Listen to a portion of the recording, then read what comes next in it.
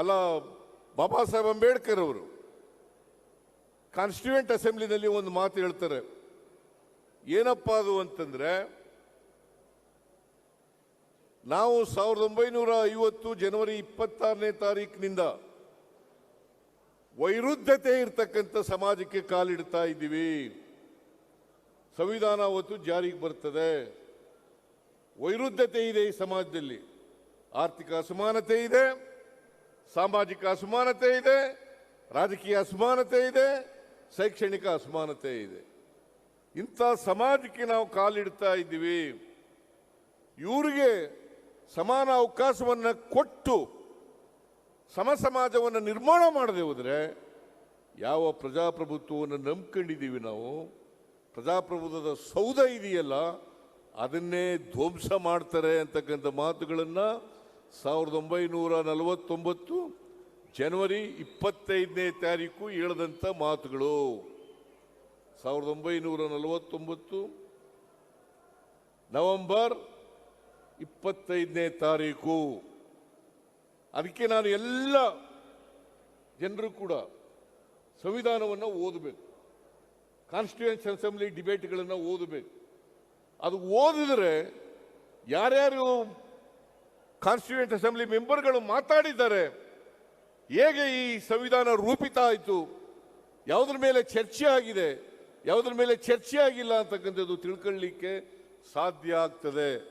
ಆದ್ದರಿಂದ ನಾನು ಯಾಕೆ ಈ ಮಾತನ್ನು ಪ್ರಸ್ತಾಪ ಮಾಡಿದೆ ಅಂತಂದರೆ, ನಮ್ಮ ಪ್ರಜಾಪ್ರಭುತ್ವ ಉಳಿಬೇಕಾದ್ರೆ, ನಮಗೆ ಸ್ವಾತಂತ್ರ್ಯ ಸಿಕ್ಕಿದ್ದ ಅದು ಸಾರ್ಥಕ ಆಗಬೇಕಾದ್ರೆ ನಾವು ಸಮ ಸಮಾಜವನ್ನು ನಿರ್ಮಾಣ ಮಾಡಲೇಬೇಕು.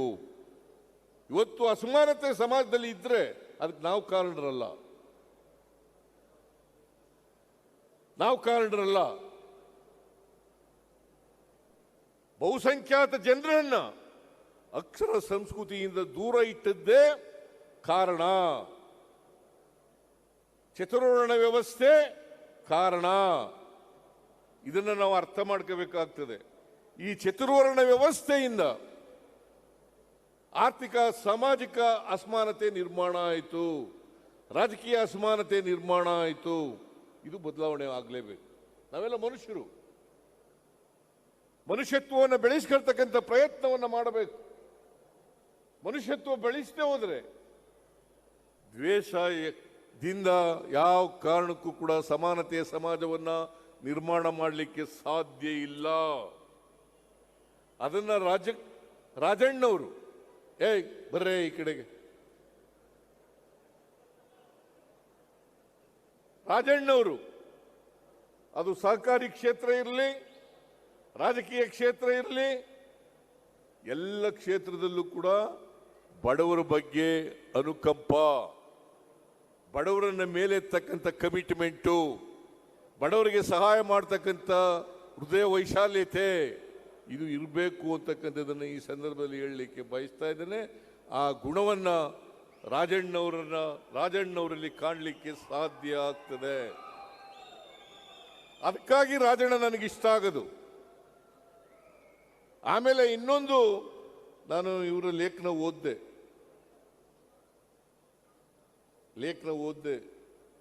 ನೀವಿಬ್ರು ಒಂದೇ ಕಾಲೇಜಿನಲ್ಲಿ ಓದಿದ್ರಂತೆ, ಗಂಗನ್ಮಯ ಒಂದೇ ಕಾಲೇಜಿನಲ್ಲಿ ಓದಿದ್ದು.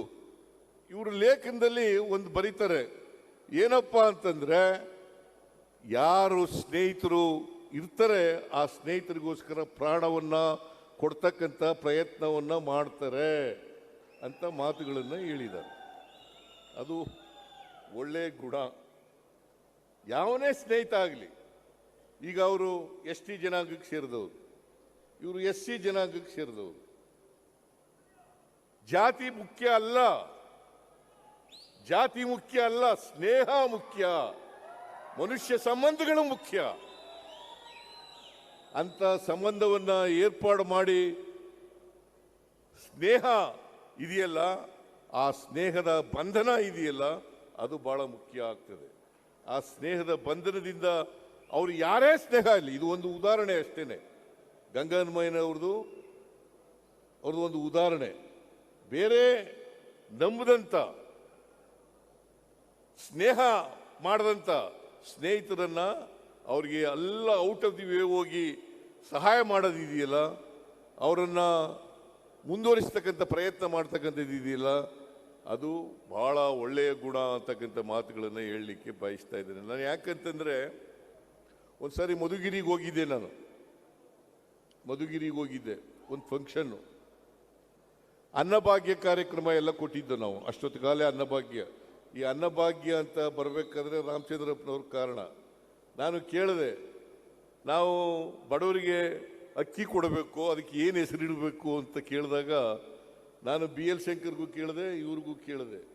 ಇವರು ಅನ್ನಭಾಗ್ಯ ಅಂತ ಹೆಸರಿಡಿ ಅಂತ ಹೇಳಿದವರು ಬರಗೂರು ರಾಮಚಂದ್ರಪ್ಪನವರು. ನಾನು BL ಶಂಕರ್ಗೂ ಕೇಳಿದ್ದೆ, ನಾನು ಯಾಕೆ ಅನ್ನಭಾಗ್ಯ ಕಾರ್ಯಕ್ರಮವನ್ನು ಜಾರಿಗೆ ತಗೊಬಂದೆ ಅಂತಂದ್ರೆ,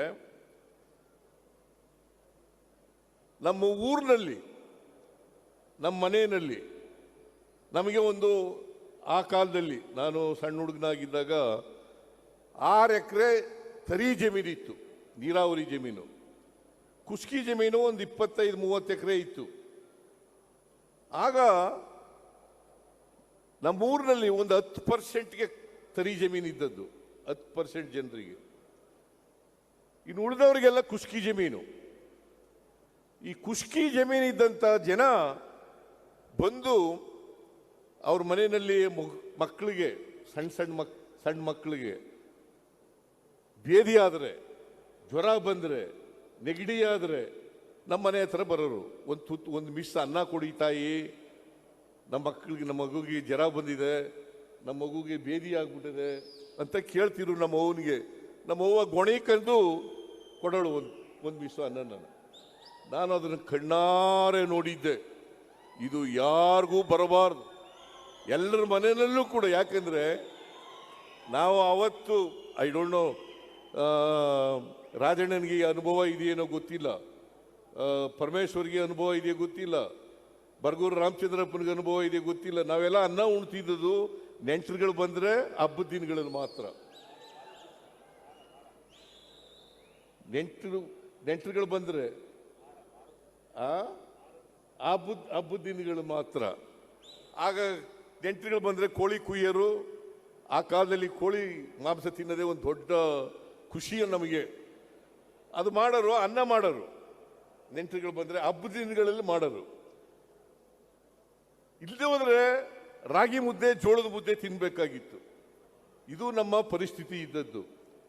ನಾವು ಗದ್ದೆಗಳು ಇಟ್ಕೊಂಡಿದ್ರೂ ಕೂಡ, ನೀರಾವರಿ ಜಮೀನು ಇದ್ರೂ ಕೂಡ 6 ಎಕರೆ, ನಮ್ಮ ಮನೆಯಲ್ಲಿ ಯಾವಾಗಲೂ ಕೂಡ ನೆಂಟರು ಬಂದರೆ ಹಬ್ಬದ ದಿನಗಳಲ್ಲಿ ಮಾತ್ರ ಅನ್ನ ಮಾಡ್ತಿದ್ರು. ಇದನ್ನು ಕಣ್ಣಾರೆ ಕಂಡಿದ್ದೆ. ಅದಕ್ಕೋಸ್ಕರ ಎಲ್ಲ ಮನೆಗಳಲ್ಲೂ ಅನ್ನ ಉಣ್ಣಬೇಕು. ಯಾರು ಕೂಡ ಅನ್ನ ಉಣ್ಣದೇನೆ ಇರಬಾರದು, ಎಲ್ಲರ ಮನೆಯಲ್ಲೂ ಅನ್ನ ಮಾಡಬೇಕು ಅಂತೇಳಿ ಅನ್ನಭಾಗ್ಯ ಕಾರ್ಯಕ್ರಮವನ್ನು ಜಾರಿಗೆ ತಗೊಂಡದ್ದು. ಗೊತ್ತಾಯ್ತು ನಿಮಗೆ? ರಾಜಣ್ಣನಿಗೆ ಈ ಕಾರ್ಯಕ್ರಮ ನೋಡಿ ಬಹಳ ಪ್ರೀತಿ. ಈ ಕಾರ್ಯಕ್ರಮದ ಮೇಲೆ ಯಾಕೆ ಗೊತ್ತಾ? ಬಡವರು ಅನ್ನ ಉಣ್ತಾರಲ್ಲ,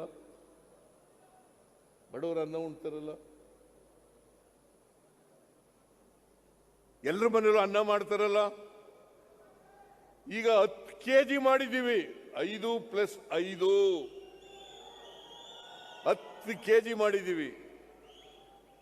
ಈ ಕಾರ್ಯಕ್ರಮ ಮಾಡಿದಾಗ ರಾಜಣ್ಣ ಸಲಹೆ ಕೊಟ್ಟರು. ಏನಂತ ನೋಡಿ ಸರ್, ಅನೇಕ ಜನ ಮಕ್ಕಳು ಚಪ್ಪಲಿ ಇಲ್ಲದೆ ಬರ್ತಾರೆ ಸ್ಕೂಲ್ಗೆ ಚಪ್ಪಲಿ ಇಲ್ಲದೆ ಬರ್ತಾರೆ. ನಾನು ಪ್ರೈಮರಿ ಸ್ಕೂಲ್ನಲ್ಲಿ ಇದ್ದಾಗ ಚಪ್ಪಲಿ ಇಲ್ಲದಿದ್ದಾಗ ನಾನು ಹೈಸ್ಕೂಲ್ ಸೆಕೆಂಡ್ ಇಯರ್ಗೆ ಹೋದಾಗ ಚಪ್ಪಲಿ ಹಾಕೊಂಡದು. ಅಲ್ಲಿವರೆಗೆ ಬರೀ ಕಾಲ್ನಲ್ಲೇ ನಡೀತಾ ಇದೆ.